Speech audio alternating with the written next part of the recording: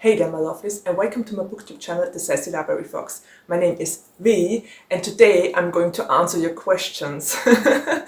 Yes, you heard right, this is my Q&A video, and I got a couple of nice and interesting questions. Some of them caused me to think really hard, because at first I had no idea how to answer them.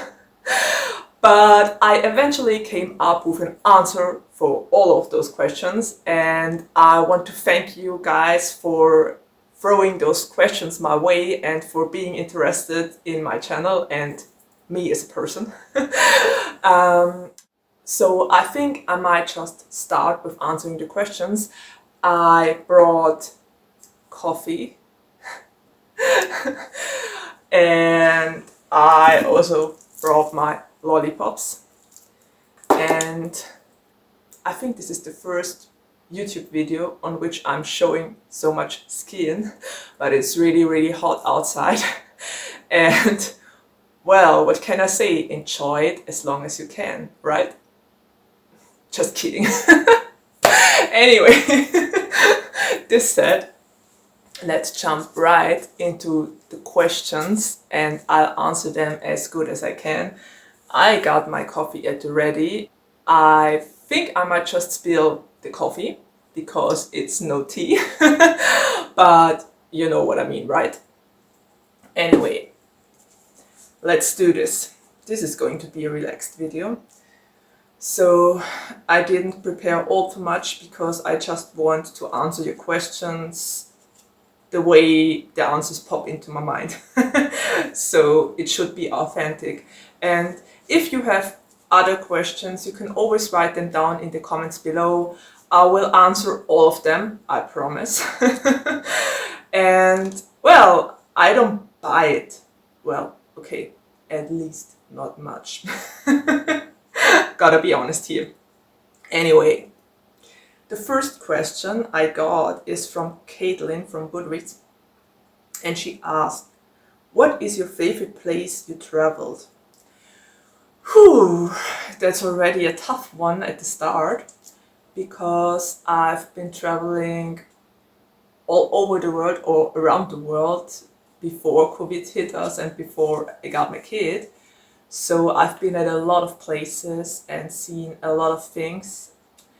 And my favorite place, I think that might be London, because I've been at that city already 4 or 5 times and I just love London. London is a lovely city. It has so much history.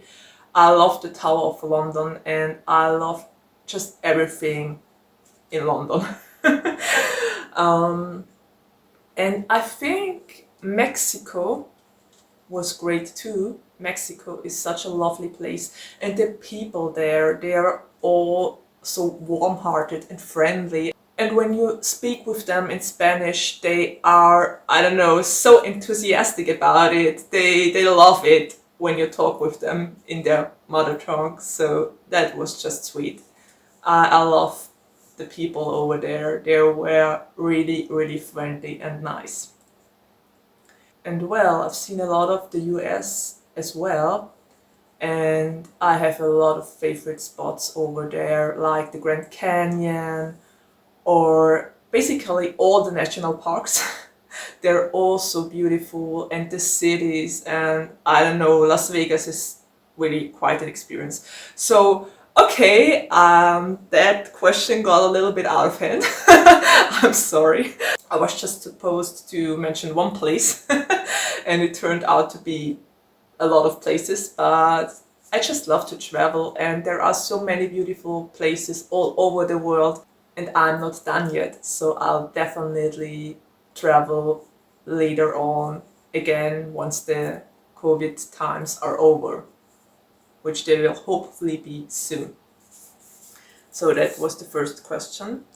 Let me just take a sip of my coffee. Juliana from Goodreads asked, did you ever recognize negative or problematic character traits in yourself only after seeing it displayed in a book? If so, which books triggered this reflection? another tough question, right? So, character traits, negative ones. I think I mostly found myself in Maggie Stiefvater's The Raven Cycle, because Adam Parrish, which I love by the way, Adam Parrish is great.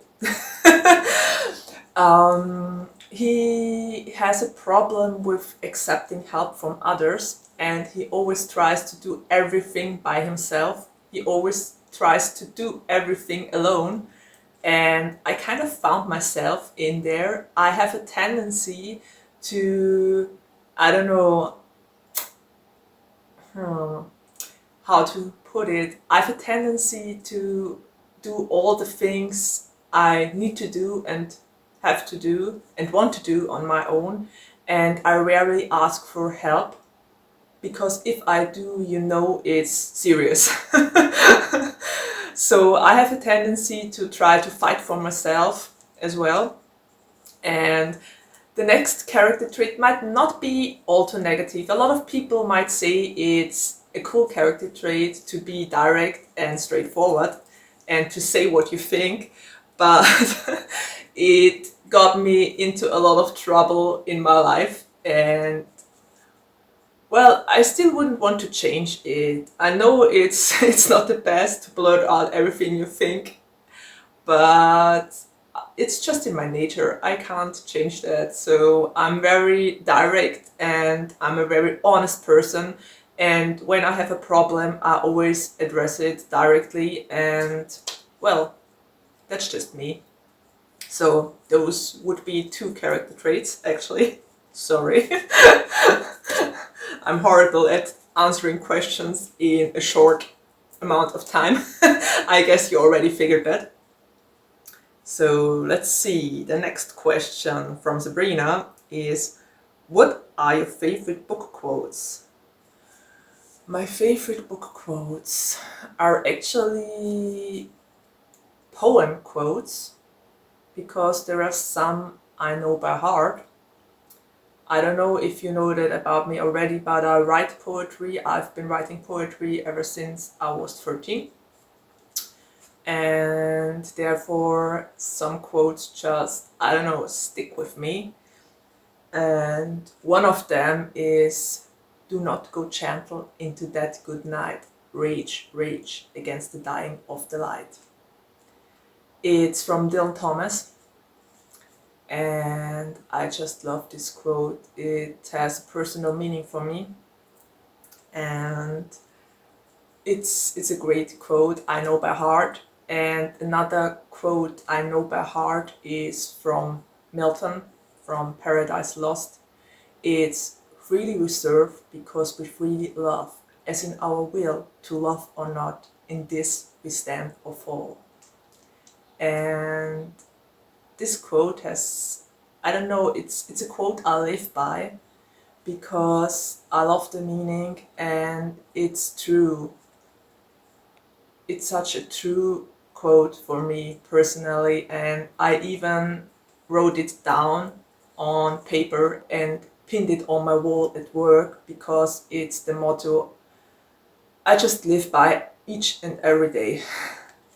So those 2 quotes I know by heart and I just love them. They are great quotes. Okay, let's go to the next question. And the next question is, what is your first language? That's a nice one. I didn't know you don't already know that. So, well, let's try to answer that one. Yo hablo español. Je parle français, mais mon français est très mauvais. E eu falo pouco português. But all of those 3 languages aren't my mother tongue or my first language.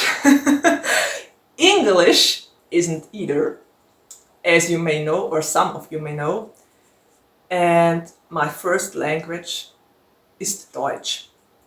Eigentlich spreche ich Deutsch und Deutsch ist meine Muttersprache, aber ich glaube, ich habe noch nie Deutsch auf meinen Videos gesprochen. Ich glaube, die einzigen zwei, die kennen, wie ich auf Deutsch rede, sind Janet und Sabrina, weil sie mich manchmal Deutsch reden hören.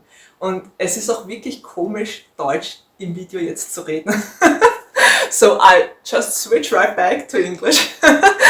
And for all of you non-German speaking people, what I just said is that my first language is German, and that I think that no one actually ever heard me speaking in German, except of probably Sabrina and Janet, because they sometimes get WhatsApp voice messages from me.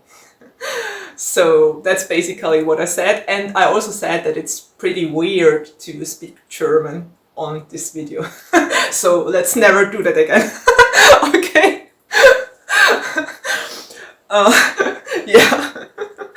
I gotta take a sip of coffee for that. Kind of embarrassing to speak German.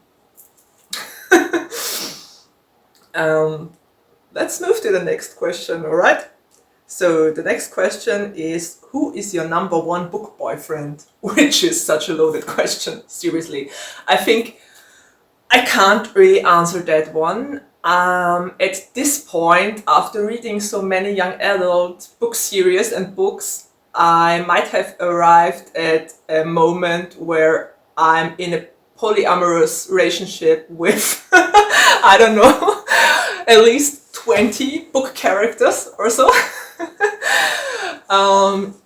My #1 book boyfriends that are somehow in a tie are Aaron Warner from the Shadow Me series and Will Herondale from the Infernal Devices too. So those two fight for the first place. But I have so many book boyfriends. You have no idea. Okay, done. Next one. Do you have any tattoos? Well, you don't mean that one, right? And just for the record, this is no real tattoo. It's just one you can put on for a couple of days. So the answer to this question would be no, I don't have any tattoos. As you can see, I have plenty of piercings, but I never got a tattoo.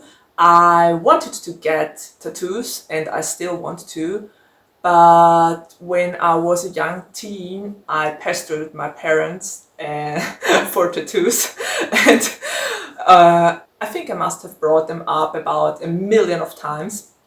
But then I did some research and figured that if you get a tattoo, you can't donate organs for about a year or so. And one family member of my family actually happens to have a donated organ, and I just wanted to be able to, I don't know, help once the moment occurs, or if the moment occurs. I hope it will never happen. But that's basically the reason why I never got a tattoo in the first place. And maybe one day I'll actually get one. I don't know yet. But the lives of my family members are more important than getting a tattoo. And yeah, I think not even my family knows this reason. I think my parents just figured I got over it and it was just a phase. So, shh, don't tell anyone. Which is hard because this video is on the internet now. Anyway, never mind. Let's just move on to the next question. David from Goodreads asked, are you or have you ever been a teacher? Do I look so teachery? That's really an interesting question. I asked him why he asked this question, and he basically said that with the way I speak and talk, I would have made a good teacher, or at least he thinks I would. So no, I've never been a teacher, but I actually wanted to become one for a little while and took classes at university. Turned out it wasn't the right thing for me, so I don't know, I dropped out of university and started to work. So yes, I'm actually good at explaining things. I think that's one thing I have going for myself. And at school, I used to teach the other kids a couple of things. Like, for instance, in history, I was always one to revise the last lesson for them, and they would listen, and when the teacher asked, they would know the answer. So there's that. But, well, no, I've never been a teacher. I wanted to become one at some point, but I didn't. That's the quintessence of it all. Next question is from Sabrina. If your favorite book was a dance, what kind of dance do you think it would be? And bonus question, to what song kind of music? My favorite book, okay, the one who paid attention when I spoke about my favorite books know that it's The Picture of Dorian Gray. And since it's a classic, I would go with the classic dance. Maybe something like, I don't know, ballet. And when I think of ballet, I always have B.P.S. Black Swan in my mind. So I think that would even be perfect for The Picture of Dorian Gray, because he starts out all innocent like the white swan, and he becomes a black swan at the ending of the book. So that symbolism is great, actually. I think I might be onto something with this. So yes, I will say The Picture of Dorian Gray, ballet, and Black Swan from BTS, because you can actually dance ballet to it, like we already saw by the great and amazing dancing moves from Jimin. And, well, that was a really interesting question. Thank you, Sabrina. And once again, the last question. If you could be a dancer or an author, which would you choose? Okay, that's another tough question right at the ending.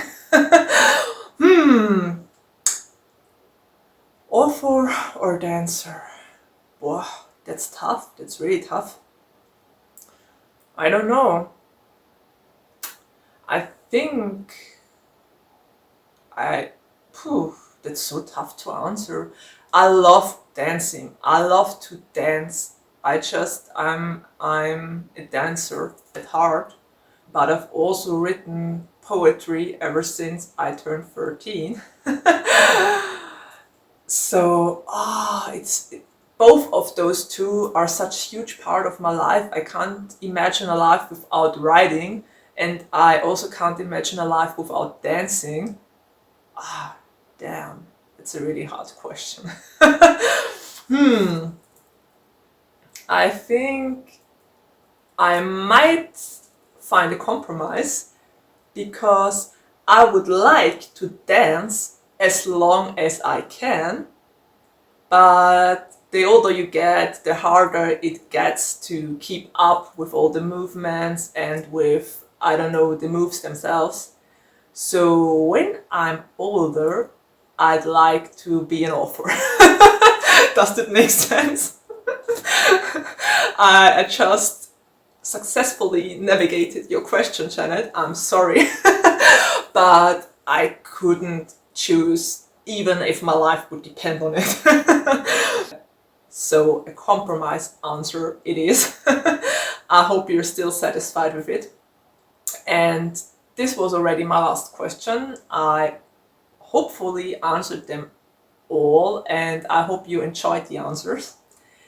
So, well, there's nothing left to say, except of I hope you're all still happy and safe, I hope you're taking care of yourself. I hope you enjoyed this video. And well, see you around the next time. Bye!